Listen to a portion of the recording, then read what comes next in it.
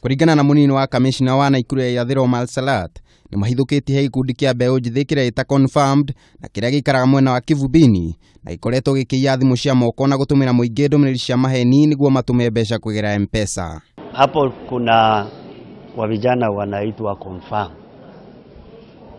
Wa vijana umri wa miaka 12, 13, 14 wananyang'anya simu hasa wakati wa weekend, Sunday zaidi wakati iko mchezo. Kwa hivyo na hiyo tumesema community policy wetu, machifu wetu na OCS wanafanya kazi yao. Salat augite gukinyirira riu ni maikitie ngono na gukinya igoti-ini anake 12 maikuruhanio na ciiko icio na utuiria na urathie na mbere niguo guikia ngono aria matigarite. Zaidi ya 12 wamefikishwa kotini watoto, na wale wamebaki tutamaliza.